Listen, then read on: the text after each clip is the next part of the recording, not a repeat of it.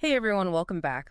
We're diving into the world of Apple, specifically their new Apple Intelligence features. Hmm. And we're looking at it from the perspective of someone who, well, knows a thing or two about groundbreaking tech, Apple co-founder Steve Wozniak.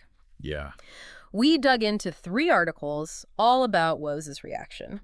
And, I think it's safe to say there are some pretty interesting takeaways here. So, when we're talking about someone like Wozniak, right, you kind of expect a healthy dose of skepticism mixed with this genuine excitement. And I think that really comes across in these articles. Right, right. You hit the nail on the head there. He's always been a champion of real, actual intelligence. Yeah. So I think with this Apple Intelligence branding, he's approaching it with a critical eye, which is, what we want.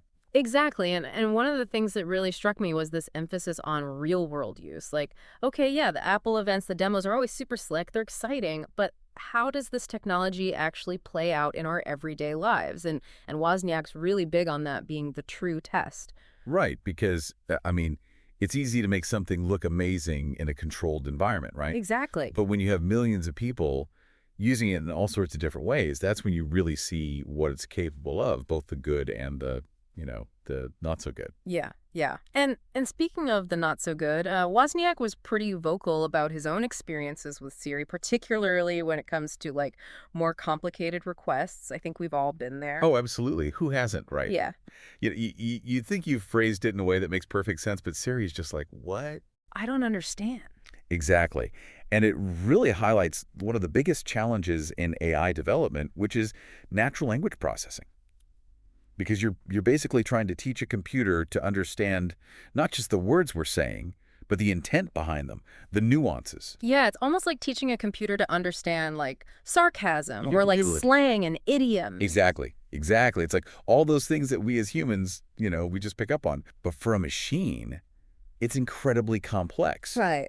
And that's why, as advanced as AI is becoming, you still run into these limitations where it just doesn't quite get what you mean. It's true. It's true. So, it's not all, sunshine and rainbows with Wozniak's take, but he does seem, at least based on these articles, cautiously optimistic. He sees the potential. Right. And I think that's important Yeah. because you don't want to just, completely dismiss something new just because it's not perfect yet. Right. And he's clearly excited about some of the possibilities here, but he's also approaching it with this healthy dose of, let's see how this actually plays out. Yeah. Let's see how this plays out in the real world. Exactly. And that leads us to one area where he expressed some real reservations, and that's AI writing assistants.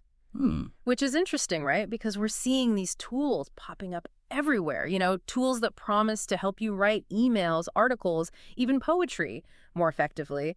And, part of me is like, wow, that's amazing. And part of me is like, is this a good thing? Right. It's that classic double-edged sword of technology, isn't it? Where do we draw the line between a tool that helps us express ourselves more effectively and something that potentially diminishes our own creativity? Yeah. Are we losing something in the process? That human touch, that unique voice. Exactly. It's a really fascinating question. And I think Wozniak's concerns really highlight the need for us to be having these conversations. Absolutely. We can't just blindly embrace these new technologies without considering the potential consequences, both positive and negative. Right. We need to be mindful. We need to be having these discussions. Exactly. And that's really what makes this whole deep dive so interesting. It's not just about Apple. It's about this larger question of how we navigate the rise of AI in a way that benefits humanity. Absolutely. It's about being informed, being engaged, and really thinking critically about the future we want to create. And it's funny you should mention that whole homogenization thing, because one of the articles actually touched on how Wozniak was really drawn to Apple Intelligence's potential for personalization. Yeah, exactly. He talked about how it could be used to curate experiences and recommendations based on your own individual preferences. Which, I mean, if you think about it, that's kind of the opposite of homogenization, right? Totally.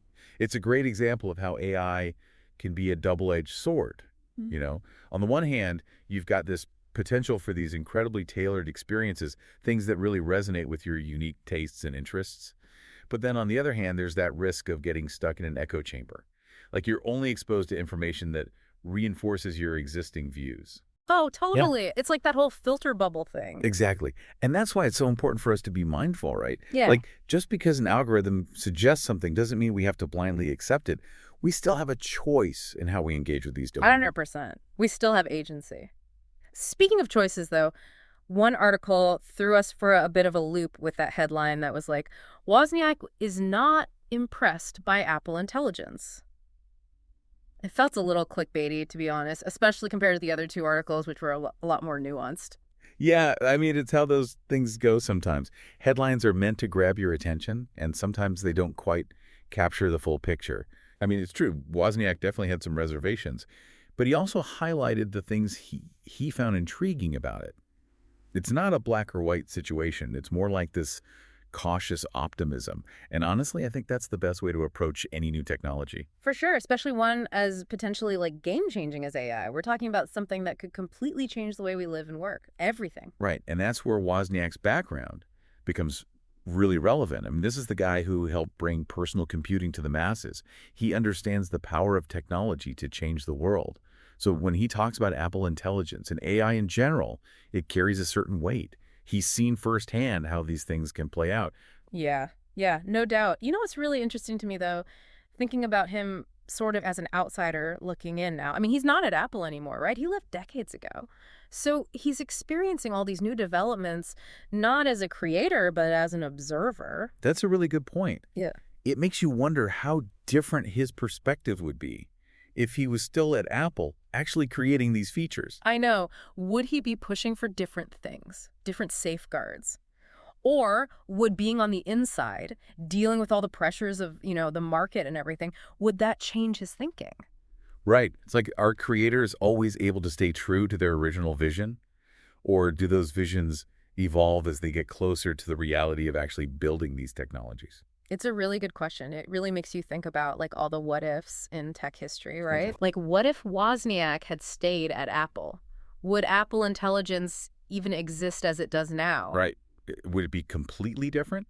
Or would it just be like, the same core ideas but shaped by a different vision, I guess? Exactly. And I think that just goes to show you that innovation, it's not always straightforward. Not at all. It's messy. Things change. There are so many factors involved. Yeah, and I think that's what's so interesting about looking at Apple Intelligence through the lens of Wozniak's perspective. Yeah. Because it's not just about like Apple and their AI. It's about this much bigger picture of like, how do we as a society deal with this technology that's so powerful and so new, and how do we make sure it's used for good? Yeah, and not just get swept up in all the hype, but actually think critically about it, right? Which is, that's what Wozniak's doing. He's not afraid to ask the tough questions, even if there aren't easy answers. Exactly. And that's what we all need to be doing. We can't just sit back and let technology happen to us. We need to be active participants in shaping the future. Absolutely. Well said. So, to our listeners out there, as you're navigating this crazy world of AI, don't be afraid to ask questions. Don't be afraid to, speak up if you have concerns. And definitely don't just accept everything at face value. Right. Be skeptical. Think for yourselves. The future of AI, it's not set in stone. It's being written right now. Mm-hmm. And we all have a role to play in shaping what that looks like. Absolutely. Couldn't have said it better myself. Well, on that note, thanks for joining us for this deep dive. Until next time. Yeah.